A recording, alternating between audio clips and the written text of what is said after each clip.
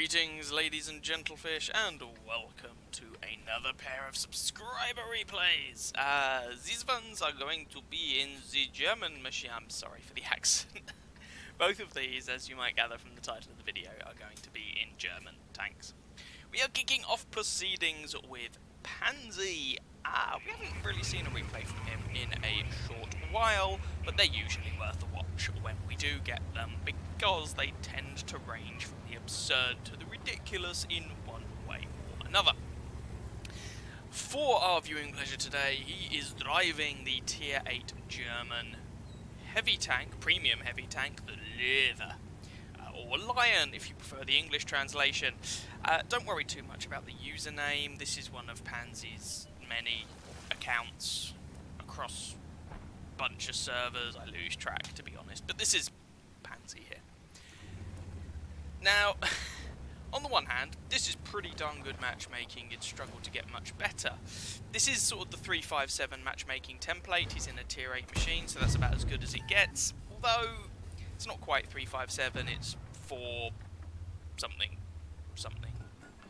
4,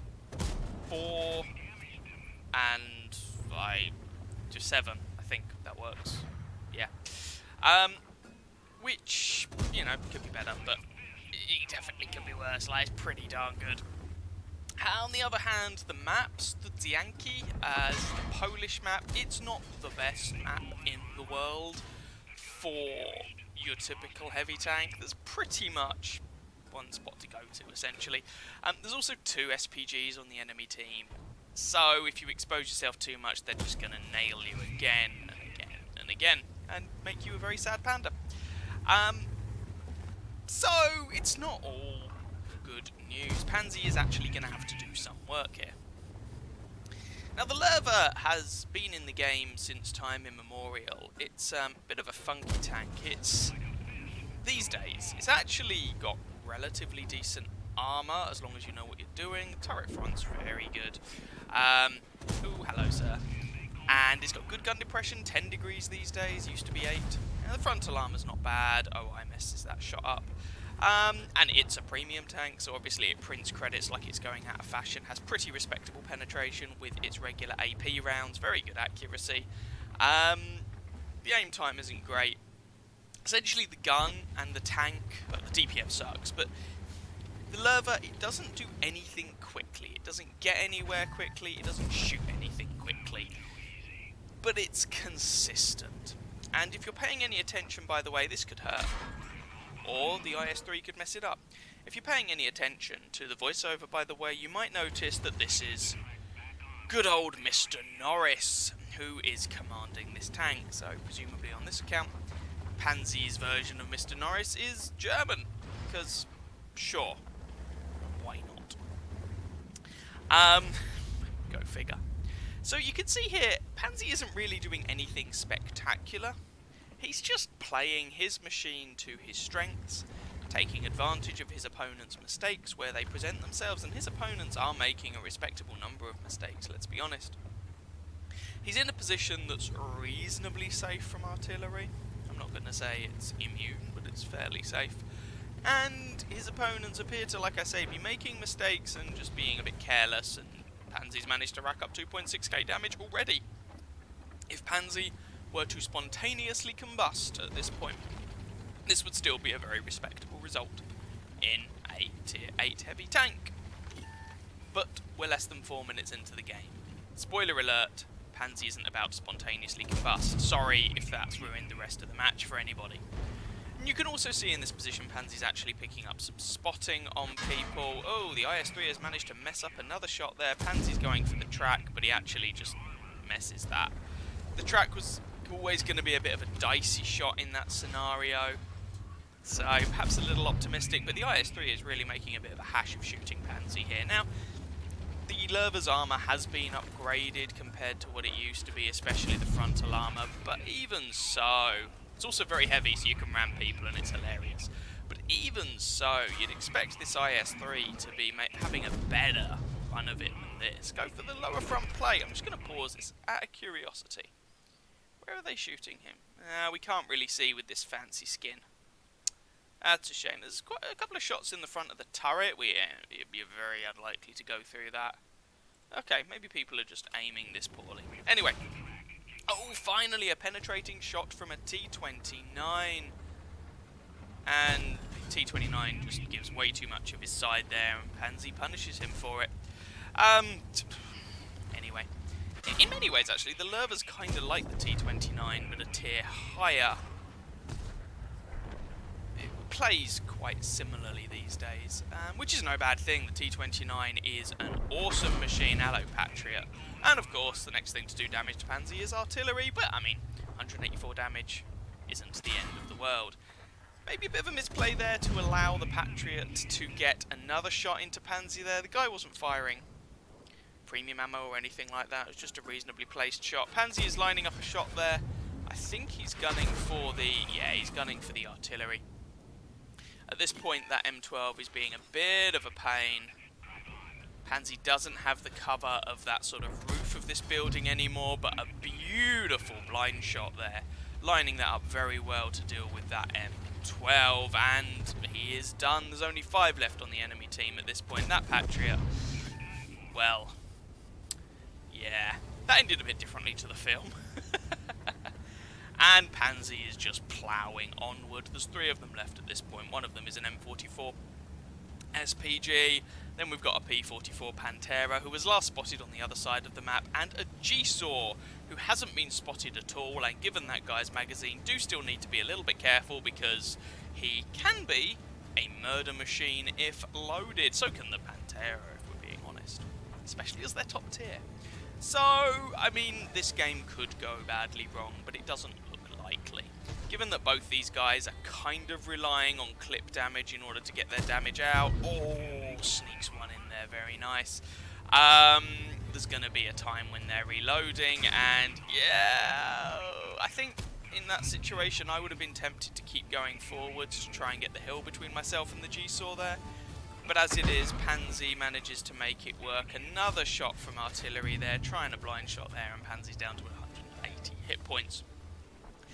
Getting the other side of the hill would have hopefully given him some cover from the SPG as well. G-Saw actually bounced something. You don't see that very often, and he dies for it.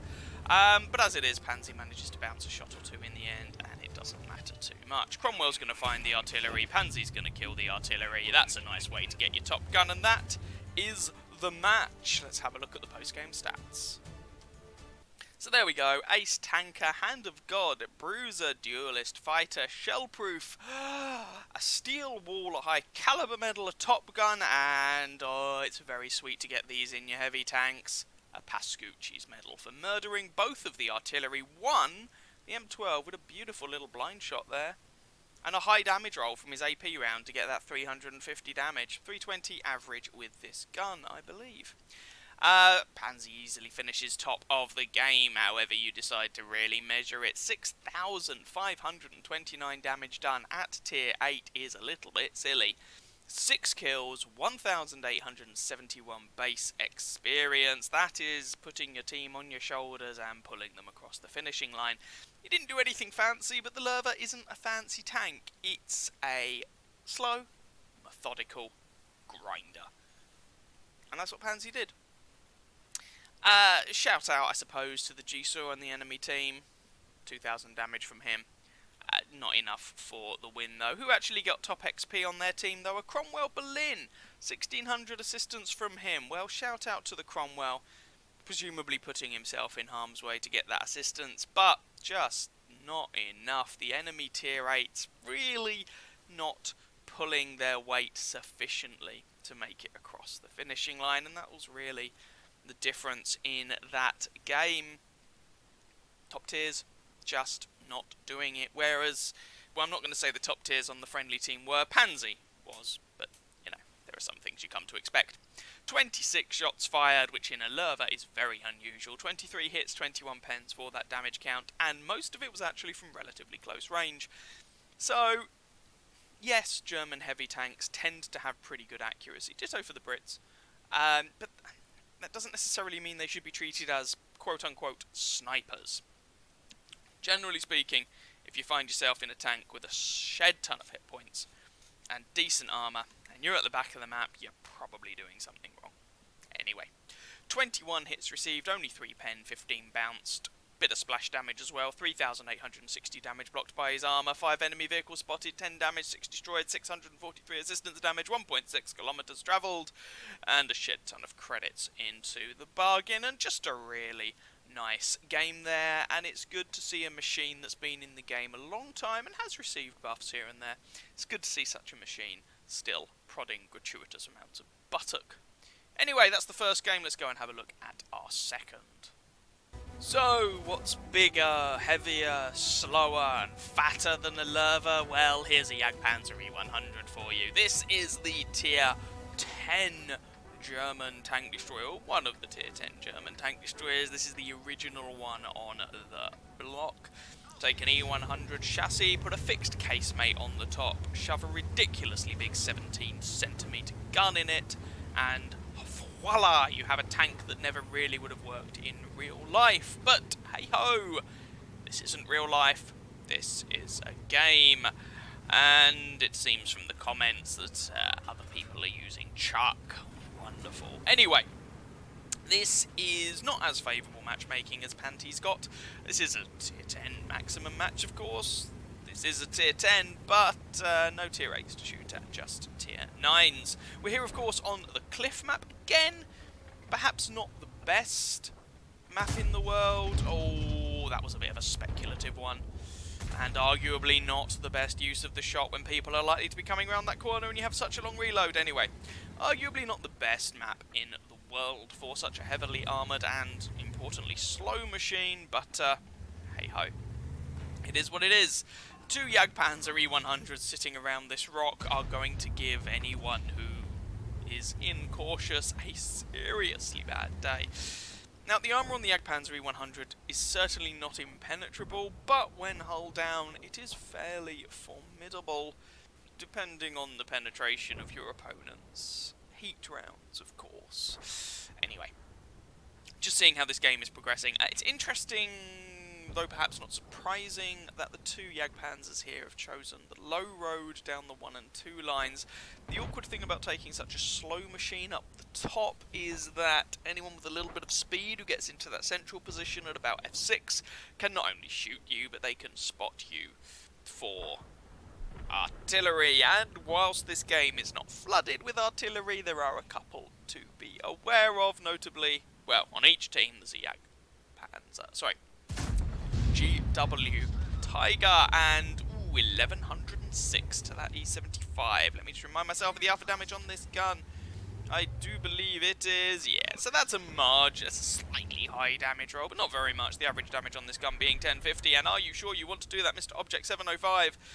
There are some people making some interesting life choices here. You have to be a little bit careful.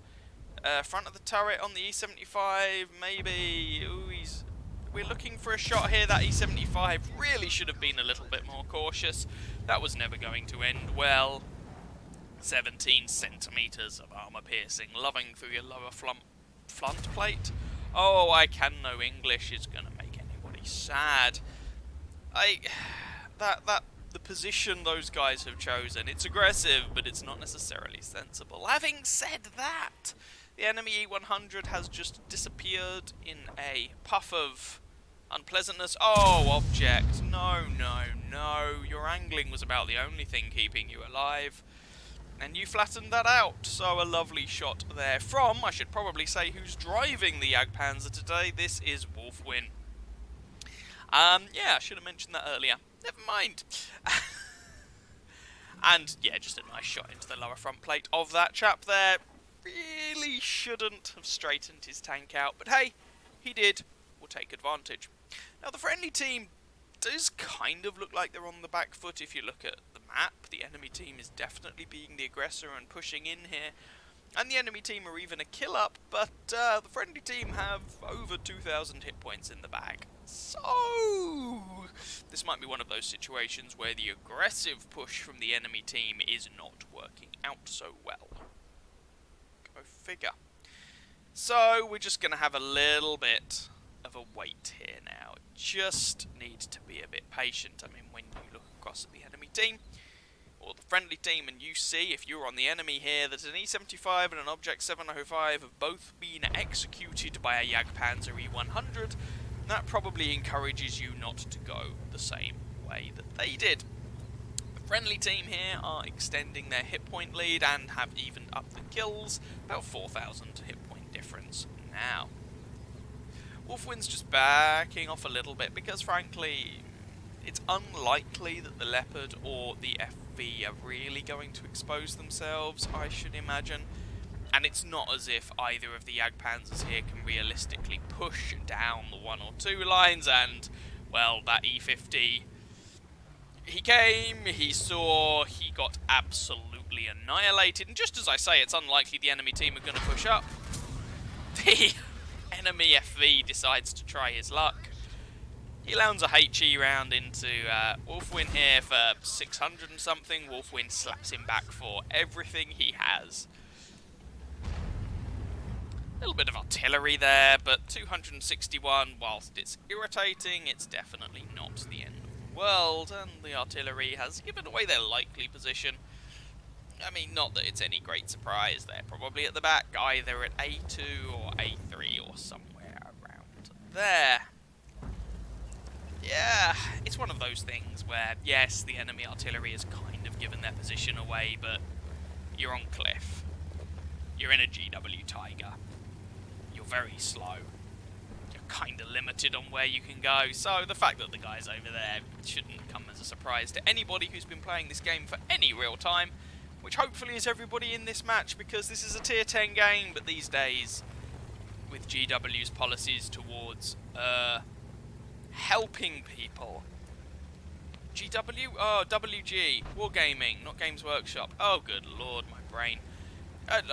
We'll go with it either way. With Wargaming's policy of trying to assist people up the tech trees as quickly as possible, just so that they can become cannon fodder for people who've been playing this game for a little while, anything is really possible. So, the friendly team still have about a 4,000 hit point lead, but they've managed to claw the kills now to 8-4. This is looking a little bit grim for the enemy. Wolfwind here, 3 kills, 3.2k damage, that's none too shabby. But I think he's decided there's no real point in trundling down the 1 and 2 lines anymore, because of the remaining 6 enemy tanks, they know that the artillery is probably down there, but the other 5 were last spotted on the other side of the map, and it seems a little bit silly to send 2 Jagdpanzer E100s to deal with a single artillery piece, so let's go somewhere else, right? It's also fair to say that we probably don't have to worry about artillery bothering us anymore, because he's probably going to have other things to worry about. Speaking of which, so that's him done. The last 5 are last spotted over here, and we'll see how this goes. You kind of, at this point, probably want to assume these guys are slinging heat around with great abandon. And so, there's the potential for them to be firing down onto Wolfwind from an elevated position, so there's a very good chance his armour isn't really going to hold up to much at this point. He hasn't been spotted though, which is interesting, because if that Leopard was up in the bushes on that hill, or the Griller, or anyone else for that matter, pretty sure they'd have spotted Wolfwind by now. It's not as if the Jagdpanzer E100 is what you would call sneaky. It's the size of a house, and weighs about as much. Although most houses don't come with a 17cm anti-tank gun, I suppose. Turns out the Leopard was over there, eventually. And he goes for the shot, and of course, he's slinging gold rounds. So Wolfwind takes a hit for that, but hits him back a lot harder, and manages to bounce his second shot, which is always nice. Trying not to let that Leopard shoot him in the track, but keep his armour angled, and okay, you can shoot me in that track, that's fine at that point. I'm not even sure I'd have bothered with a repair kit, because Wolfwind, I think it'd been quite difficult for that Leopard to damage him at that angle, but I could always be wrong. So, trying to bait out maybe another shot from that Leopard and put another 17cm AP round right through his face. Turns out the E50 has actually gone back to base, which means the other Jagdpanzer E100 has found him. Wolfwind bouncing and shot there from the Udes, so they're both over there, and The friendly team here are very much gaining map control, but to do so they've lost a number of tanks and they've lost most of their hit point advantage. So, this is where you do have to be careful. Okay, the leopard's gone, well that's something.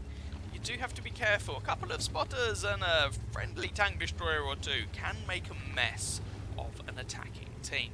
Wolfwin is advancing here, which is sensible. The gorilla is actually in a more advanced position than some of you might have anticipated. I mean, he was last spotted not camping at the back of the map, but even so, when the chips are down, it's not unusual for tank destroyers to scurry back to the rear end of the map. Friendly Jagdpanzer E100, or the other friendly Jagdpanzer E100, doesn't have much in the way of hit points. Oh, Wolfwin, can you line up something on this Udez's bottom? Come on, come on, come on, come on, come on, come on, come on. Oh, that's going to leave a mark, and he is done. Just the two of them left at this point. There's the E50M and the T30. Not entirely sure where the T30 is, but both of these guys are very much running out of places to hide. Oh, Wolfwin's still reloading. That is the nature of these large caliber guns. He gets spotted for his trouble. That's a T30. Wolfwin is almost certainly going to be able to survive a shot from the T30, and apparently the T30 can survive a shot from him as they just fail to hurt each other. Wolfwin bounces the shot, the T30's tracks eat Wolfwin's. Even if the T30 puts a round into Wolfwin at this point, it's unlikely to kill him. It's not, you know, it could do, but it's unlikely. So Wolfwin is just letting the guy faff around with his allies and lining up a shot himself, and he is done. That just leaves the E50M, who is having a very bad day indeed. Can Wolfwin finish this off with a cheeky top gun? No, not quite. The enemy team folds. The friendly teams pick up the kill. Standard B Merlin there, taking down the last kill to take down the match. Interestingly, I didn't notice throughout the course of the game, but Wolfwin's team here have won, and they have won with every tank on the enemy team dead, every one of the 15 tanks on the enemy team dead, but the friendly team only actually have 14 kills. That implies that one of the enemies either committed hurry-curry or got a team kill. If they did, it's one of the guys who got, you know, managed to get another kill themselves, because the team kill is hidden from us here. Anyway, let's have a look at the post-game stats for this one. So there we go, Ace Tanker, Arsonist, Fighter, Fire for Effect, and High Caliber. Not quite a Top Gun in the end, but as you can see there, Tank Destroyer Mission 15 for the T-55A completed with honours, so well done to Wolfwin. It's nice to get those things ticked off. Good job. Also apparently completed a Chimera mission, so hurrah! And is going to net him a fairly impressive amount of money. 6,167 damage done, which means one of Wolfwin's blind shots hit the mark. I've got a funny feeling it was... who was it against? Against the E75, it must have been.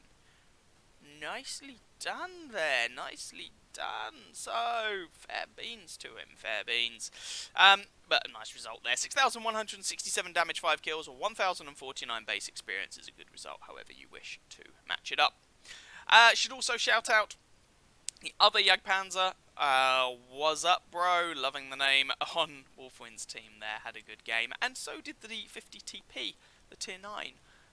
So well done to him. On the enemy team, commiserations to the Gorilla, the Leopard, and the E50M, and indeed the artillery. Like, they were doing the lion's share of the damage there, and the rest of their team not so much. So these things happen. 9 shots fired, 8 hits, 7 penetrations for that damage count. 2/3 of which was actually from closer range. 7 hits received, 1 penetrated, 5 did not. Couple of bits of splash damage there for 2,100 damage blocked by Wolfwin's armor. 6 enemy vehicles damaged, 5 destroyed, 696 assistance damage. That's harder to say than you might think. And 1.66, far too many sixes in this, kilometers travelled, and a very respectable amount of money in the bag. So, a good game for Wolfwin there. That's the end of the video. I hope you guys enjoyed. If you did, feel free to catch some of my other videos and or subscribe to my channel. And of course, you can send replays to me. Discord is your friend. Links will be in the video description. And I wish you very happy hunting on that battlefield. Ciao, ciao.